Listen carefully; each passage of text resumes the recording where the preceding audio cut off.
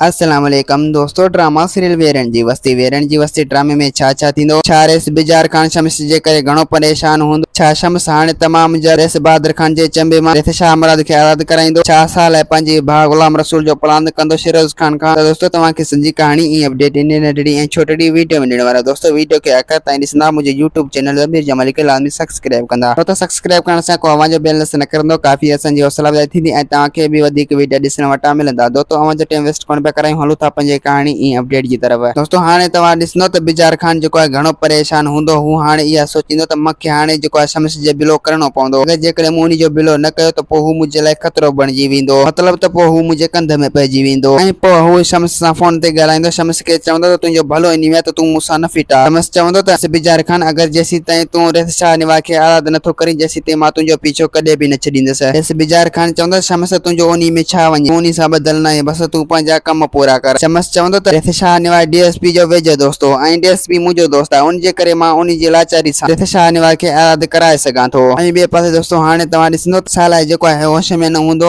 ऐं सोडा उनखे बार बार सम्झाईंदो तुंहिंजो भलो इन में त तूं तकड़ खां कम न वठ। अगर जेकॾहिं तो तकड़ खां कम वरतो त पोइ इहो बिजार खान ऐं शिरोज खान भी असांजा दुश्मन थी पवंदा। पोइ हू असांजा जीअण मरण हराम करे छॾींदा। उन जे करे तूं तकड़ खां कम न वठ, असां इन शिरोज खान खे ज़रूर ॾिसी वठंदासीं। ऐं ॿिए पासे दोस्तों हाणे तव्हां ॾिसंदो त गुलाम रसूल जेको आहे मतलब त गूंगो जेको साले खे ॿुधाईंदो त हाणे तोखां जल्दी जेतिरो थी सघे तूं मुंहिंजो प्लान कर। अगर जेकॾहिं तो मुंहिंजो प्लान न कयो त पोइ मां तोखे कॾहिं बि बख़्श न कंदुसि। अगर जेकॾहिं तूं मुंहिंजो भाउ आहे त तोखे मुंहिंजो प्लान करणो पवंदो इन शिरोज खान खां। ऐं ॿिए पासे दोस्तों हाणे तव्हां ॾिसंदो त रेस शाह निवाज जेको आहे घणो परेशान हूंदो। हाणे निकिरण जी वाट ॻोल्हींदो। बहरहाल हुनखे हाले निकिरण जी का वाट न मिलंदी। चांड्रो की हुनखे बार बार सलाहूं ॾींदी। चांड्रो की शाह निवाज खे चवंदी त बाबा जेकॾहिं तव्हां जीअं चयो था मां ईअं ई कंदुसि। हाणे मां तव्हांजी छोकिरी न बल्कि पुट आहियां। दोस्तों उम्मीद है कहानी आई हूंदी। मूंखे पसंदि असांखे ॾींदा हाणे इजाज़त। वरी तव्हां सां मिलंदासीं कि नई ईंदड़ वीडियो में। जेसीं ताईं पंहिंजो ख्यालु रखंदा। खुदा हाफ़िज़।